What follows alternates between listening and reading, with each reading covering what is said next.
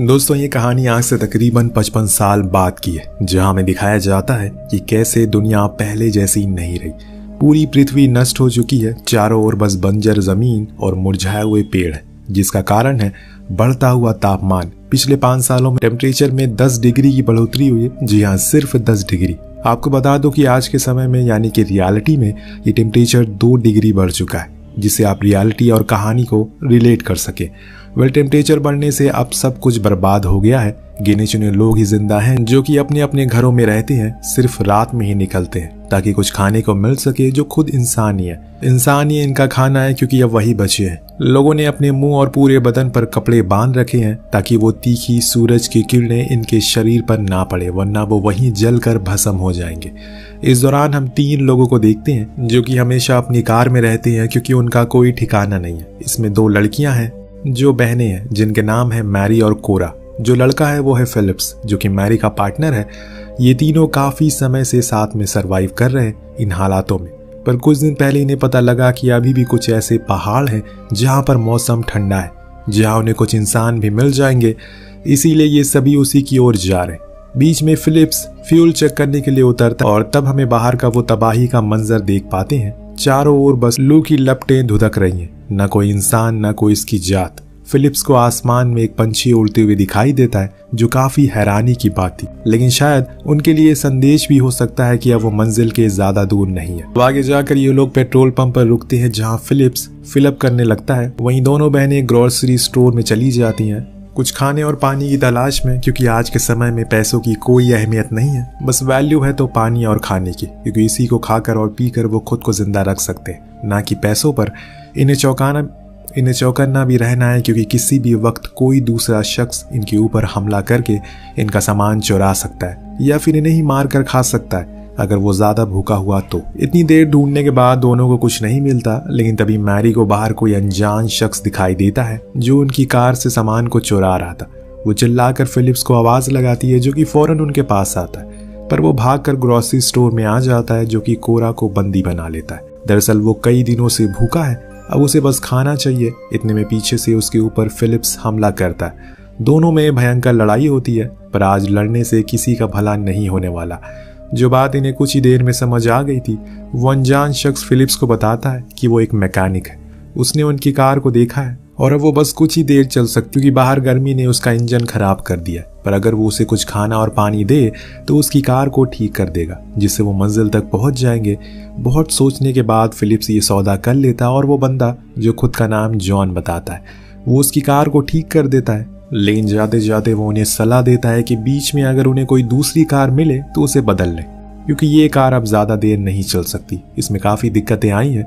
उसकी ये बात सुन फिलिप्स परेशान हो जाता है, क्योंकि अगर ऐसा कुछ हो गया तो वो सभी परेशानी में आ सकते। अब यहाँ जॉन उसको सही बंदा लगता है, इसीलिए वो उससे कहता है कि अगर तुम हमारे साथ चलो तो हमें कोई दिक्कत नहीं होगी।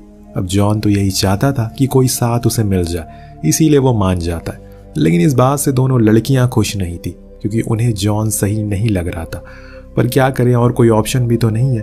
अब चारों ही पहाड़ों की ओर निकल जाते हैं और अपने साथ कुछ एक्स्ट्रा फ्यूल भी रख लेते हैं ताकि आगे काम आ सके। कुछ मील जाने के बाद एक बाधा आ जाती है। एक आयरन क्रेन वहीं गिरी पड़ी थी, जिसमें पहले फिलिप्स और जॉन हटाने की कोशिश करते हैं, फिर उसमें वो हल्का सा भी खिसक पा नहीं रही थी, इसीलिए वो उसे कार से बांध कर साइड करते हैं। लेकिन तभी उन्हें वहीं नीचे खाई में एक कार गिरी पड़ी मिलती है, जिसका शायद अभी कुछ दिन पहले एक्सीडेंट हुआ, और इन्हें कुछ उसमें खाने पीने का सामान भी मिलता है। इसीलिए दोनों नीचे आते और वहां सच में पानी और खाना था, जो देखकर ये बहुत खुश होते हैं। कुछ ही घंटों में रात भी होने वाली है, इसीलिए इन्हें जल्दी से यहाँ से जाना होगा और कहीं शेल्टर लेना होगा, क्योंकि रात में ही वो लोग शिकार करने के लिए बाहर आते हैं। पर इन्हें उस पानी को स्टोर करने के लिए एक बॉक्स की नीड है, जो कि ऊपर कार में है। इसीलिए फिलिप्स वॉकी टॉकी से मैरी को कहता है कि वो उस बॉक्स को लेकर नीचे आ जाए ताकि हम पानी को भर सके। वो ये कहकर मना कर कि वो अपनी बहन को ऐसे अकेला छोड़कर नहीं आ सकती। हालांकि फिलिप्स उसे बहुत समझाता है, लेकिन वो नहीं समझती।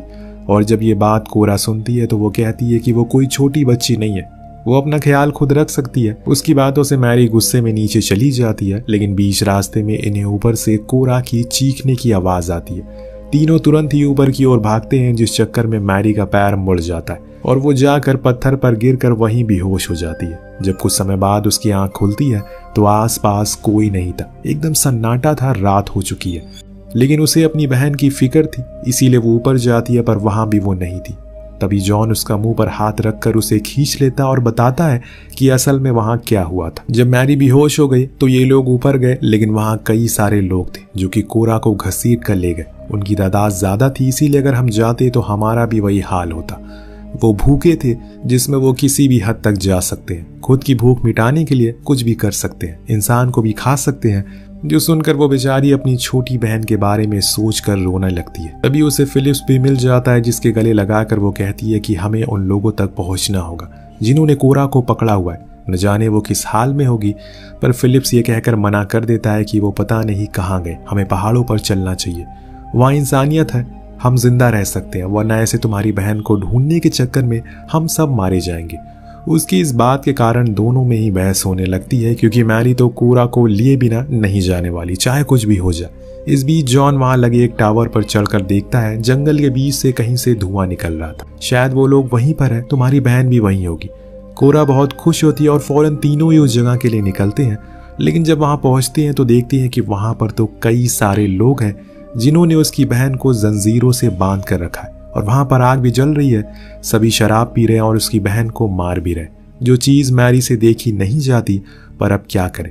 तभी जॉन उन्हें एक आइडिया देता है कि मैं वहां पर जाकर एक धमाका करूंगा जिससे उन लोगों का ध्यान भटक जाएगा, वहां जाकर तुम्हारी बहन को ले आएगा। तब तक तुम कार को तैयार रखना। उन्हें ये सही लगता है, इसीलिए अब चुपचाप जाकर वो कार में बैठ जाती, क्योंकि उन्हीं के कब्जे में थी। वो उसे स्टार्ट करने की कोशिश कर रही होती है कि इतने में वहां पर उन्हीं ग्रुप का एक बंदा आता है जो मैरी को देखने ही वाला कि इतने में जॉन वहां पर धमाका करता है। अब उसने तो अपना काम कर दिया, लेकिन फिलिप्स एकदम फट्टू निकलता है। वो वहां तक जा ही नहीं पाता और भागकर कार में आकर बैठ जाता है और मैरी से कहता है कि जल्दी से कार को भगाओ, वो लोग बहुत ज्यादा खतरनाक है, हम सभी को मार देंगे। लेकिन मैरी अपनी बहन को ऐसे मरने के लिए छोड़कर नहीं जा सकती, और यहाँ फिलिप्स को भी उस पर गुस्सा आने लगता है। तभी वो दोनों देखते हैं कि वो सभी उन्हीं की ओर आ रहे हैं, इसीलिए मैरी के पास अब कोई चारा ना होने की वजह से वो कार को वहां से ले जाना ही पड़ता है। लेकिन जाते टाइम तभी एक बंदा आखिरकार उन पर हमला कर ही देता है। उसी की वजह से फिलिप्स के पैर में चोट भी लग जाती है। लेकिन वो दोनों वहां से निकलने में कामयाब थे। पर कुछ दूर जाने के बाद मैरी फिलिप्स के साथ छोड़ने का मन बना लेती है, क्योंकि वो अपनी बहन के बिना नहीं जाएगी। तो वहीं फिलिप्स उसके इस फैसले से एकदम अधीन था, इसीलिए उन दोनों को अलग अलग रास्ते पर जाना ही पड़ता है। यानी कि अब आएगा इस कहानी में और थ्रिल, तो बस बने रहिए और मजे लीजिए। मैरी इस अंधेरी सुनसान रात में बिना किसी हथियार के चलते चलते एक रेलवे ट्रैक तक पहुंचती है, जहां एक टनल थी। उसी में से उसे कोरा का बैग मिलता है, उसमें रखी एक फोटो जो कि उन दोनों की बचपन की थी, जिसे देखकर वो रोने लगती है। उसने इतने सालों से उसकी रक्षा की, हर मुसीबत से बचाया, लेकिन आज वो आखिर में बेबस और बेसहारा हो गई। अकेली बेचारी कहां कहां तक जाएगी। वो तो एक लड़की भी है, अगर किसी ने उसे देख लिया तो न जाने उसका क्या हाल करेंगे। पर इतने में हम उसकी ओर आते हुए एक शैडो को देखते हैं, जो किसी और की नहीं बल्कि फिलिप्स की थी। वो लंगड़ाते हुए जैसे तैसे करके उसके पास आ ही जाता है और कहता है कि वो उसे ऐसे अकेले कभी नहीं छोड़ सकता, हम दोनों मिलकर उन दोनों को ढूंढने के लिए जाएंगे। तो अब दोनों ही साथ में उस टनल को पार करते हैं, पर जब बाहर निकलते हैं तो सुबह हो चुकी थी। अब सुबह का तापमान बहुत ज्यादा होता है, जो तकरीबन 60 डिग्री से भी ज्यादा, जो देखकर मैरी फौरन अंदर आती है और तभी फिलिप्स गिरने लगता है, क्योंकि उसकी हालत अब ठीक नहीं थी। अब वो उसे और आगे चलने की इजाजत नहीं देती, इसीलिए वो उसे वहीं रुकने के लिए कहती है और खुद अकेले जाने का फैसला करती है। अगर उसे कोई मदद मिली तो वो मदद जरूर लेकर आएगी। फिलिप्स उसे अपनी शर्ट उतार कर देता है ताकि वो थोड़ी और कवर हो जाए, वरना ऐसे तेज तापमान में जाना वो मारी जाएगी। अब मैरी का यहाँ से सफर अकेले ही शुरू होता है। वो पूरे दिन चलती रहती है, कभी वीरान ब्रिजों पर, कभी किसी बंजर मैदानों में। कहीं दूर जाकर उसे एक चर्च नजर आता है, जिसके अंदर जाकर वो खुद ब खुद सो जाती है। जब उसकी आंख खुली तो उसने अपने सामने किसी औरत को देखा, जिसने उसे पीने को पानी दिया और कहा कि उसका नाम एंजेलिना है। वो भी उसी की तरह एक सर्वाइवर है, पर उसे यहाँ पर अकेले नहीं रहना चाहिए, क्योंकि ये जगह उसके लिए ठीक नहीं है। यहाँ पर कुछ ऐसे लोग हैं जो कि लड़कियों को बंदी बना लेते हैं और फिर उनसे जबरदस्ती बच्चे पैदा करवाते हैं। उसकी बातों में एक सच्चाई थी जो मैरी को अपनी ओर आकर्षित करती है, इसीलिए वो उसके साथ चलने लगती है। दोनों काफी दूर तक चलते हैं, जिस दौरान मैरी उसे फिलिप्स के बारे में भी बताती है, जो काफी घायल है। कुछ समय के बाद हम घर को देखते हैं जो कि एंजेलिना का था, जहाँ पर उसका परिवार रहता है, जो देखकर मैरी को थोड़ा सुकून मिलता है कि चलो कम से कम अभी कुछ लोग जिंदा तो हैं जो औरों की मदद करते हैं। एंजेलिना खाने को कुछ खाना देती है और कहती है कि तुम आराम करो। अब आपको लग रहा होगा कि ये कहानी यहीं पर खत्म हो जाएगी, क्योंकि मैरी को तो अच्छे लोग मिल गए, पर किसी पर भी इतनी आसानी से आंख बंद कर भरोसा नहीं करना चाहिए, जो गलती यहाँ पर मैरी ने करी। क्योंकि जब वो सुबह सोकर उठती है तो देखती है कि एंजेलिना ने उसे बाहर से लॉक कर दिया है। वो बहुत चीखती है, चिल्लाती है, पर कोई फायदा नहीं था। तभी उसे बाहर से अपनी बहन और फिलिप्स की आवाज आती है, यानी कि अब उन्होंने फिलिप्स को भी पकड़ लिया। और ये वही लोग थे जिन्होंने शुरुआत में वो जाल बिछाया था, जिसके कारण ये आज ऐसी हालत में। वरना सभी आराम से पहाड़ों की ओर जाते, लेकिन खाने की लालच ने आज खुद इन्हें किसी और का खाना बनाने को मजबूर कर दिया। अचानक वहां एंजेलिना आकर उसे एक ड्रेस देती है और बताती है कि इसको पहनकर नीचे आ जाना डिनर के लिए, कुछ ही देर में हम इंतजार करेंगे। पर यहाँ वो जाने से पहले कोरा को भी उसी कमरे में लाकर बंद करती है ताकि दोनों बहनें मिल सके। अपनी बहन को देखकर मैरी बहुत खुश होती है और उसको गले से लगा लेती है, लेकिन अब उन्हें कैसे भी करके खुद की जान बचाना है, क्योंकि ये लोग कैसे हैं ये बात मैरी अच्छे से जानती है। ये वहां उस रूम में जितने भी कपड़े रखे थे उन्हें जोड़कर एक रस्सी बनाती है ताकि वहां की खिड़की से नीचे जा सके। लेकिन इतने में वहां पर एंजेलिना का बेटा आता है जो दोनों को देख लेता है, पर मैरी उसका ध्यान भटकाने के लिए उसके साथ इंटीमेट होने लगती है, जिससे वो समझ ही नहीं पाता कि असल में अभी यहाँ क्या होने वाला है। और वो एकदम मगन हो जाता है। पीछे से कोरा आकर उसके सर पर हमला करके उसे बेहोश कर देती है और फिर उसी का फायदा उठाकर वो कोरा को नीचे भेज देती है और कहती है कि बिना रुके जंगल की ओर भागते रहना। लेकिन मैरी खुद नहीं भागती, वो उसी ड्रेस को पहनकर नीचे जाती है। जब एंजेलिना उसको देखती है तो उसे लगता है कि उसे अब उसके साथ ही रहना है, इसीलिए उसने उसका कहना माना है। अब वो अपने पूरे परिवार से मैरी को इंट्रोड्यूस करवाती है, लेकिन उनके प्लेट में जो खाना था वो न जाने किस आदमी का मांस था, जिसको देखकर मैरी अपनी प्लेट को फेंक देती है और वहां से भागने लगती है।